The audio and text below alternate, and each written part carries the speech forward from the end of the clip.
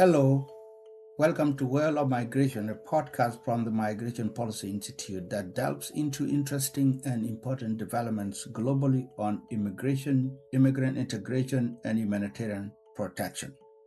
My name is Thon Majok. I'm the director of MPI's Refugee and Forced Displacement Initiative, and I am your host today.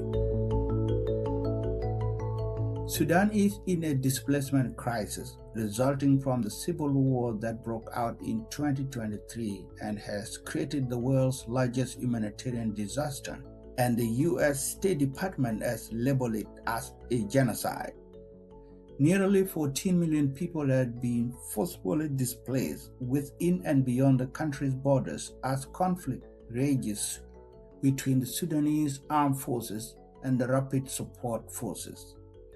In addition, Sudan, which is the third largest country in Africa, is facing the worst levels of acute food insecurity ever recorded in its history. Famine conditions have been confirmed in some areas of the country, with the risk of famine looming in many additional areas, according to the World Food Programme. As war, famine, and food insecurity converge in Sudan, the International Organization for Migration, known as IOM, had warned that the country could be at a catastrophic breaking point. Diplomatic efforts to achieve a meaningful progress toward a lasting peace have stalled, and aid cuts by major international donors have significantly affected the ability of humanitarian agencies to sufficiently respond to rising needs. Yet, against this backdrop, Sudan's crisis is not nearly as visible globally as it must be. The humanitarian situation in Sudan is extremely consequential for the continent of Africa and for the world, as we will explain. This episode of World of Migration explores whether Sudan is a forgotten displacement crisis and why this deteriorating situation is not getting more attention. It also tackles a question raised by advocates. What can be done in the short term and long term to raise the visibility of the situation, not least for the displaced children and women of Sudan? To unpack all this, I am delighted to be joined today by Dr. Margaret Monyani, founder and executive director of OLAM Africa Research Institute, a strategic leader with more than a decade of experience directing multi-country research on migration, human rights, and security. Margaret has written and spoken about Sudan crisis. Her work goes beyond documenting displacement trends to interrogating fault lines in regional responses. She has worked on conflict-induced displacement in East and the Horn of Africa, and examining links between armed conflict, regional spillover effects, and international burden sharing. Margaret, thank you for joining us and welcome to the World of Migration podcast. Thank you for having me. As I said at the outset, the International Organization for Migration has warned of a catastrophic breaking point in Sudan as war, famine, and food insecurity converge.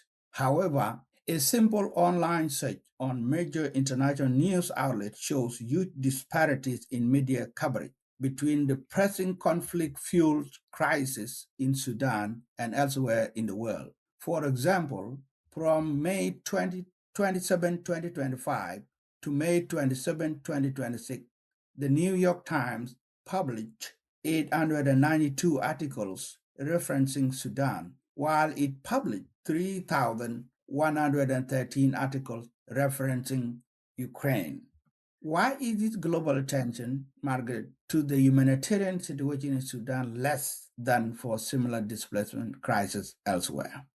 Thank you so much for your question, John Thon, and thank you for having me. This is actually a very important discussion to have here. So, like you say, the numbers tell one story about Sudan. We have these millions of people displaced, but then the response tells another story. So, there is that mismatch. And then you would ask yourself, why the mismatch? Number one, I would say part of the challenge is that Sudan does not fit into a neatly simple geopolitical storyline. So, like the examples you have given with Ukraine, for example, the framing, when you look at the Ukraine conflict, is the framing is immediately clear to international audiences. Like they know it has to do with European security. It has to do with Russia, NATO politics, and global order. But when you come to the Sudan case, it's much harder to package it that way. Why? It's a complex conflict. For one, it is some people are looking at as a case of a civil war. It is also has to do with the collapse of political transition. It is also a humanitarian catastrophe. At the same time, it is also a regional governance crisis. So all these factors are unfolding at the same time. And again, when that happens, usually, sometimes complexity then makes visibility a big problem. So the difficult part and honestly the most uncomfortable part is that when a crisis repeats itself, like in the case of Sudan, and more, let me be specific, African context, it starts being normalized at the international level. Because it looks at the international level, they don't like slow burning crises. They want things that pop up once and the media, it gets media attention. People come in with donations, and within 3, 4, 6 months, it's done. But something that has been there perennially for years, come on, it starts to be normalized. So not invisible, but normalized. That's the word. So the suffering remains enormous, like you have said, but the urgency begins to fade because the crisis is absorbed into the background of global affairs. So many things are coming up, COVID, all this, and then there is a crisis, and the other crisis is also on the continent. Because remember, it's one among the 10 big crises on the continent. So that is why the comparison you raised with media coverage is actually very important. So the numbers are not just about journalism, like you want to say. They tell us something about political attention. What is very particular about political attention and also donor mobilization and global agents? It works well when the crisis is short term but not perennial. Because once a crisis starts fading from headlines, funding then becomes follows the same path. And as a follow up to that same question, and do you see a direct linkage between global attention and the emergency response? It is worth pointing out to our listener that the Sudan Regional Refugee Response Plan, an interagency appeal led by UNHCR, requires nearly $1.5 billion to support countries that are hosting Sudanese refugees. But it is only 10% funded, leaving an unfunded gap of $1.4 billion. What do you make of this? Yes, like I said, once the crisis does not sustain that attention, then funding will always follow the same path. So there is actually a direct link. So when you speak of the Sudan Regional Refugee Plan, sitting only at 10%, it is telling us something more profound. In what way? It's not a shortage of money. It is telling something. It is revealing about where Sudan currently sits. Where does it sit on global attention in terms of priority? Where does it sit in the hierarchy of global attention? Because humanitarian systems do not operate in isolation, from politics or media visibility. They pretty much operate in the same on the same spectrum. So the reality is, uh, crises remain constantly in the headlines. Those ones that remain in the headlines, like Sudan, they tend to generate sustained diplomatic pressure, but for a period of time. And remember, when it comes to even funding, funds are never 10-year. We don't have 10-year funding. I don't know, I've not come across one. It's usually a year, 2 year, or 3 years. So fundings have cycles. Unfortunately, crises like the conflict in Sudan doesn't. So Sudan is struggling to maintain that kind of momentum, even though the scale of suffering is enormous. Then just to sustain, to be on top of the global hierarchy of attention has become an issue. So while it keeps going on, of course, it's years. So what happens over time is humanitarian agencies are asked to respond to increasingly complex realities with fewer resources. So it's a complex situation, but there are fewer resources, and then there are funding circles, and then the attention is diminishing on the backgrounds. So what we see here, what you're mentioning, the gap is not just financial, it's also at the operational level. With nearly 14 million people displaced inside Sudan and to neighboring countries of Chad, Egypt, Libya, South Sudan, Ethiopia, and Uganda, the regional spillover effects are experienced daily. First of all, can you discuss how Sudan crisis is affecting its neighbors? And secondly, how are African institutions and regional actors responding? Yeah, thank you so much for that question. There is this misconception. When we talk about the Sudan crisis, the misconception is that it is something happening inside Sudan. But like you have said, it is not. The effects are actually regional. We have seen people displaced from Sudan into the neighboring countries: Chad, South Sudan, Egypt, Ethiopia. All are they are hosting refugees from Sudan.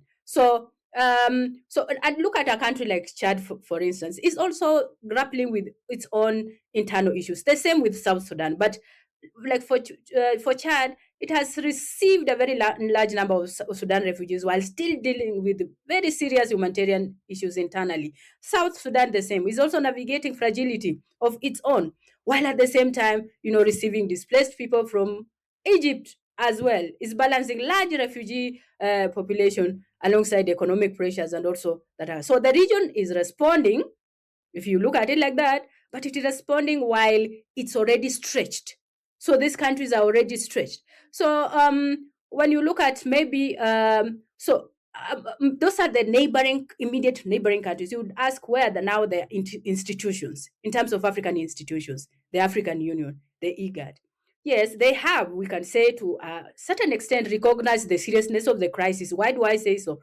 Because they have called for ceasefires, they have called for dialogue, they have called for a return to civilian-led governance, but they have recognized the seriousness of the crisis. But recognition and leverage are not the same thing.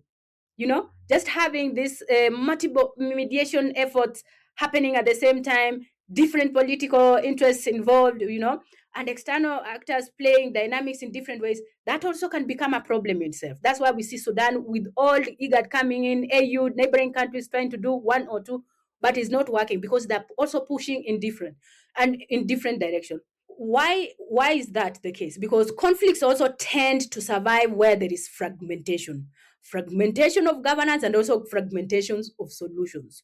So wars or conflicts, they unfortunately are more coordinated than peace processes, as we are seeing in the region. Of course, this crisis is unfolding amid sharp humanitarian aid cuts as major donor governments in Europe, the United States, and elsewhere have scaled back their foreign assistance budgets. Could you discuss whether and how these aid cuts are worsening the situation in countries that host Sudanese refugees? Yeah, that is a very good question and a timely one, honestly. This one actually needs its own podcast.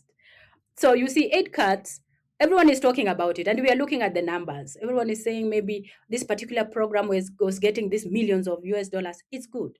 But sometimes when we talk about the numbers like that, it seems when we talk about funding in terms of numbers, it tends to make it the experience itself too abstract. So it makes it look like on paper it becomes about percentages, about budget lines. But on the ground, what do budget cuts actually translate to? It is very human. Budgets are very human. The translation is very human. So what does that mean? It means budget cuts mean fewer food distribution. It means fewer health services. It means fewer shelters, fewer protection officers, fewer children. You see, it is very human. So, and this is happening while needs are actually increasing, not decreasing. So host countries the ones I mentioned are under enormous pressure already. Communities in Chad, South Sudan, Egypt, and elsewhere are trying to absorb large-scale displacement from South Sudan. The numbers are there. With inflation, weak infrastructure, unemployment, limited public service, they're already dealing with their internal issues. So when international assistance then declines, like we are seeing, that pressure does not disappear. It doesn't. It doubles, it triples. So it shifts directly onto the local systems and the host communities. And that now changes how displacement is experienced. When there is support is different, but now, so people who cannot access water, they cannot access documentation because of this, the money cuts. They may take riskier routes, and we've seen that through research. They enter informal labor systems, or they become more vulnerable to exploitation. So underfunding does not simply reduce assistance, because that's where we most policy makers, they say it has reduced. We were reaching to 10,000 people, now we cannot reach the 10,000 we are only reaching to. No, it makes displacement itself more unstable and more dangerous over time. That's what it does. And also another layer to it quickly to say, if host communities begin feeling abandoned while carrying increasing pressure, social tensions will grow. Not necessarily because communities are unwilling to host refugees, no, but because scarcity of resources changes relationships very quickly. In the context of what you have just described, what would a more effective global response to Sudan displacement crisis involve? Wow, such a big question, eh? I would say a more effective response maybe should begin with recognizing that Sudan is not only a humanitarian agency, because emergency, sorry, because that's how it has only been treated, a humanitarian agency. But it is more than that. It is also a political crisis. It is also a governance crisis. It is a regional stability issue. So if we look at it from all those angles, we can't deal with a governance crisis or regional stability issue with humanitarian aid. No, humanitarian aid, it's very essential. I'm not saying we take it away, very essential, but it cannot carry the entire burden on its own you know so the first shift has to be political. There needs to be consistent diplomatic pressure, not occasional bursts of attention where people are calling ceasefires, like we said.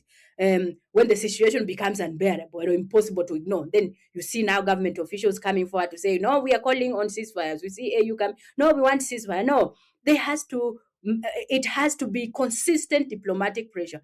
There is also the second issue is around funding, which I've said host countries need predictable and long-term support. They do not short-term emergency cycles, that are end at 1 year, 2 years. There is also need to move beyond emergency thinking. Like I said, many displaced Sudanese are living in towns, they're living in cities, they're trying to build their lives through local economies. So they don't need just humanitarian, they need developmental aid. And finally, perhaps there need to be much stronger regional coordination. Sudan's crisis affects not just East Africa, North Africa, East Africa, the Horn, parts of the Sahel. So a fragmented response will not work. It will simply cannot keep up with the pace that crisis is unfolding. And in the few minutes that we have left, I have two more questions for you. John Mukumbaku, who is a scholar at the Brookings Institution, put it well, and I quote, a peaceful Sudan is critical not just for economic and human development of the country, but also for the region, end quote. Could you explain a little bit how Sudan is such a linchpin for the region? First of all, yeah, I think that's a very good observation from John Mukum. Why? Because of where Sudan sits and what it connects.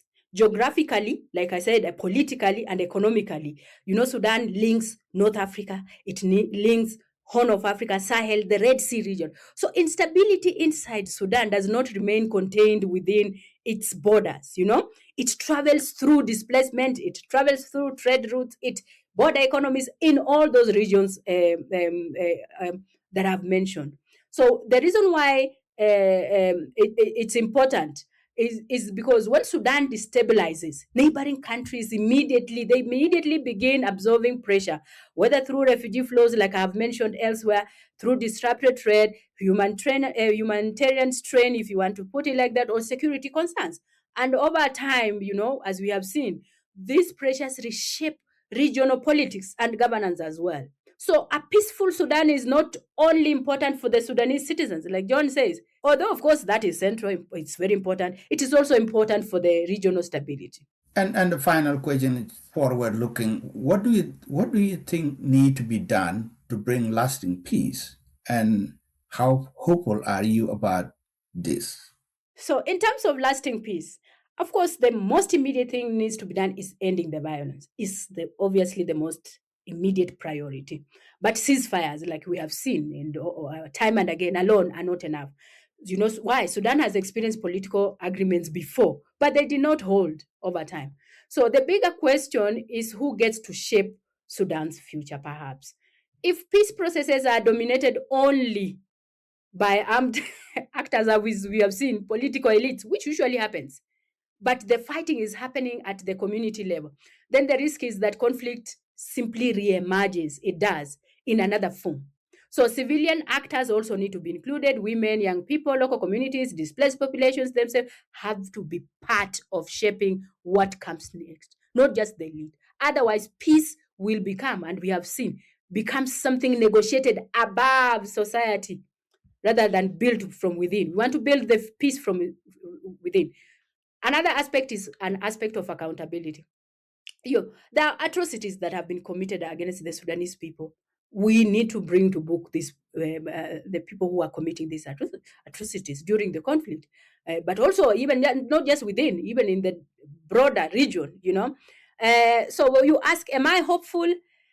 Yes, but cautiously so. Why? Sudanese society has shown, of course, why am I being hopeful? The Sudanese society has shown extraordinary resilience, I must say, and political courage over the years, despite the conflict. That the tragedy is not that Sudan lacks people capable of imagining peace. That tells you that. The tragedy is that violence and competing interests from different quarters have repeatedly overpowered the efforts to bring peace to Sudan. So, but there is still political energy, civil resistance, and social resilience inside Sudan. So, the challenge is whether perhaps regional and international actors are prepared to support a genuinely, and I must be when I emphasize this, support a genuinely inclusive future before the crisis also deteriorates even further. Thank you. I was very pleased to be joined today by Dr. Margaret Monyani, who is well known for her work studying regional responses to displacement crisis. Though there is no doubt the response to Sudan's crisis is hampered by limited resources, it is important to note that a strong network of grassroots solidarity is working to fill the gaps by addressing the humanitarian needs of internally displaced people in Sudan through emergency responses rooms, communal kitchen, and mutual aid networks. However, this local response capacity is under pressure as the war continues to erode resilience. Many displaced people and their hosts are at a breaking point. It is within this context that key humanitarian voices are calling for urgent global humanitarian attention and action to scale up support that matches the magnitude of the displacement crisis in Sudan. Direct humanitarian aid to the most underserved areas and local responders. Invest in the ability of communities to cope with and recover from war and disaster, and support and increase diplomatic efforts to bring lasting peace and create conditions for safe return and ensure access to humanitarian assistance. Thank you for tuning in to another episode of MPI's World of Migration. If you enjoyed this conversation, please check out other episodes. You can find World of Migration wherever you get your podcasts, and while you are there, please leave us a review. You can find all the episodes for this and other MPI podcasts at MPI's website, migrationpolicy.org/podcast. This episode was produced by Daniela Espacho with editorial input from Michelle Mittelstadt and the assistant of Lisa Dixon. Our theme music is called Bright Idea by Geographer. I am Thon Majok. Thank you again for listening and see you next time.